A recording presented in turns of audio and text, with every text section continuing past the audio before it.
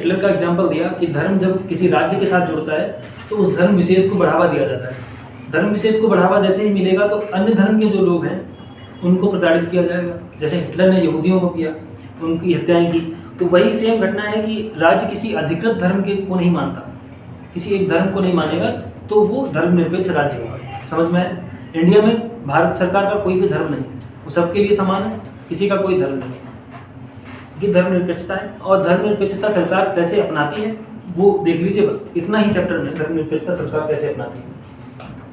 पहले मामले में धर्मनिरपेक्ष सरकार कैसे होगी? हस्तक्षेप की नीति अपनाएगी।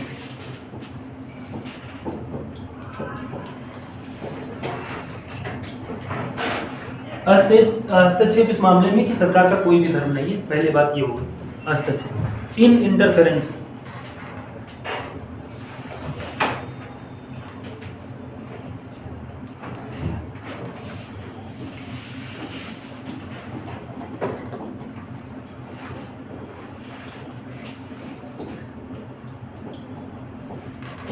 सरकार धर्म में इंटरफेयर नहीं करेगी, इन इंटरफेरेंस।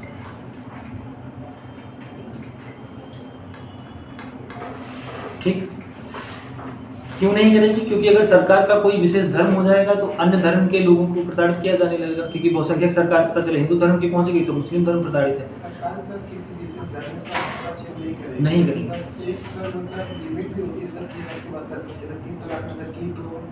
ये हस्तक्षेप की नीति, सरकारें एक हस्तक्षेप की नीति अपना ली। हमारे जो देश में है कैसे धर्मनिरपेक्षता लागू है, मैं उसकी बात कर रहा हूँ। हर एक देश के संविधान की धर्मनिरपेक्षता अलग अलग है। फ्रांस में धर्म और राज्य इतने अलग हैं कि कोई किसी धर्म में कोई भी कुरीति होगी तो उसको अलग ही कर देते हैं, उससे मतलब ही नहीं, कुछ भी आप अपनाओ पर घर के अंदर करो। पर हमारे देश में घर के अंदर भी अगर किसी के अधिकारों का हनन हो रहा है, स्त्रियों को समान अधिकार नहीं मिल रहा है तो रोक दिया जाएगा। हिंदू धर्म में नहीं दिया जा रहा था महिलाओं को संपत्ति का अधिकार, रोक दिया गया। तो वो चीज़ें हैं वो की जाएंगी, हस्तक्षेप किया जाएगा। पर हस्तक्षेप इस मामले में कि राज्य का कोई धर्म नहीं होगा, इसलिए बनाना है। ठीक है, हस्तक्षेप। पहले बात ये हो गई हमारे यहाँ धर्मनिरपेक्षता का मतलब हो गया पहले हस्तक्षेप की नीति, और दूसरी होगी हस्तक्षेप की।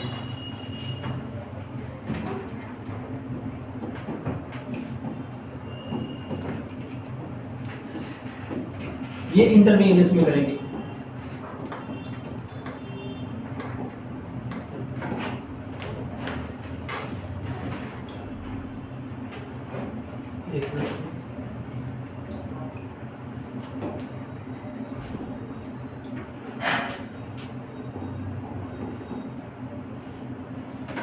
INTERVENE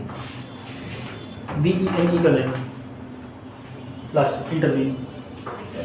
ठीक है, तो हस्तक्षेप की नीति में क्या होगा कि सरकार को अगर लगता है कि किसी धर्म में कोई भी कुरीतियाँ शामिल है, जैसे मैंने हिंदू धर्म की बात की, हिंदू धर्म में अगर कोई भी कुरीति शामिल है तो उसको अलग करेंगे। जैसे महिलाओं के खिलाफ पहले दहेज, ये तो चलो धर्म का पार्ट नहीं था, पर जैसे जातिवाद धर्म का पार्ट था, छुआछूत धर्म का पार्ट था, तो सरकार ने उसके लिए अस्पृश्यता कानून बनाया, और जो भी अस्पृश्यता करेगा उसको दंडनीय अपराध मिलेगा। इसलिए सरकार ने धर्म के अंदर सीधे इंटरवीन किया और रोक दिया इन प्रथाओं को। जो प्रथाएं किसी अधिकारों को रोकती हों, किसी को प्रताड़ित कर रही हों, उनको रोकने के लिए।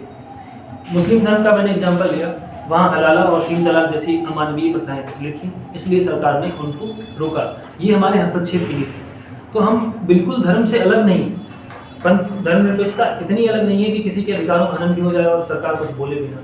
तो धर्म कहाँ तक काम करेगा वो भी सरकार देखेगी। और तीसरी है सकारात्मक हस्तक्षेप की नीति।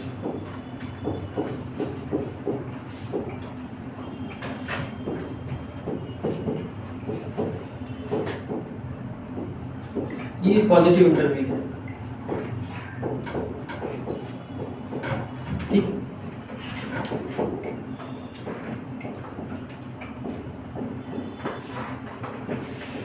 ऊपर समझ में नहीं तो इंटरव्यू मैंने नीचे इसमें सही लिया।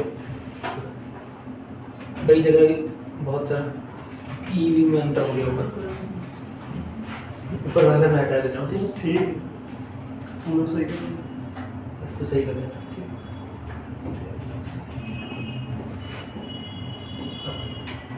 ठीक, सकारात्मक हस्तक्षेप इस मामले में कि सरकार कोई अगर धर्म है और वो कमज़ोर है या अल्पसंख्यक है, तो सरकार उनके लिए काम भी करती है। जैसे मदरसा स्थापित होना है तो सरकार उनके लिए विशेष फंड एलोकेट करती है, क्योंकि जो हमारे देश में है वो मुस्लिम धर्म अल्पसंख्यक है, तो इसलिए उनके लिए विशेष उपबंध किए जाना। और ये इंटरव्यू इतना नहीं किया जाता है कि किसी अन्य धर्म को ये लगने लगे कि इनको सारी सुविधाएं तो एक धर्म विशेष को दे दी गई हैं। एक लिमिट में रह के इंटरव्यू किया जाएगा, पॉजिटिव है, उनको हेल्प की जा रही है, एक लिमिट में की जाएगी कि ऐसा ना लगे कि दूसरे धर्म को ये ना लगने लगे कि सरकार किसी धर्म विशेष की हो गई है।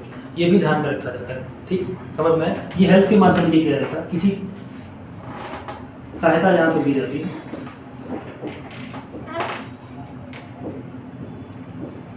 ठीक, यहाँ पे सहायता इनको मिलती है, पॉजिटिव कोई भी सहायता देगी सरकार।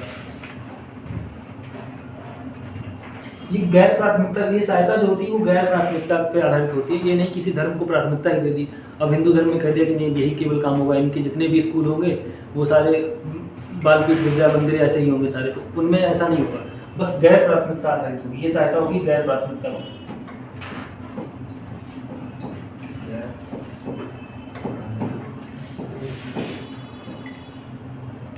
गैर प्राथमिकता पर आधारित।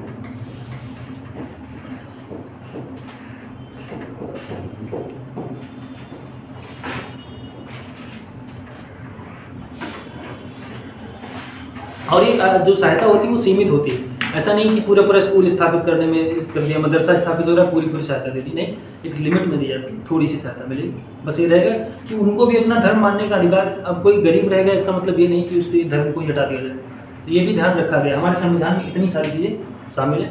और हमारी धर्मनिरपेक्षता का मतलब क्या क्या होगा? एक हस्तक्षेप की नीति होगी, दूसरी हस्तक्षेप की नीति होगी, और सकारात्मक हस्तक्षेप की नीति। हस्तक्षेप में हम किसी सरकार का कोई भी धर्म नहीं होगा, सरकार हर धर्म को समान रूप से मानेगी और अलग रहेगी, किसी भी धर्म विशेष को प्राथमिकता नहीं देगी।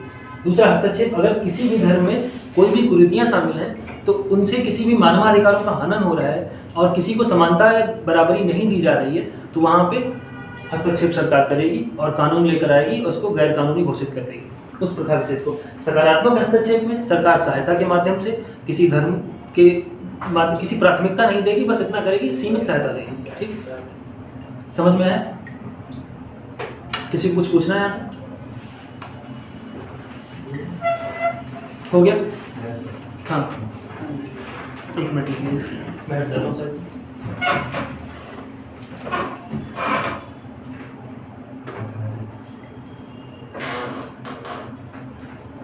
हस्तक्षेप में क्या बताया आपने? हस्तक्षेप में मैंने बताया है कि सरकार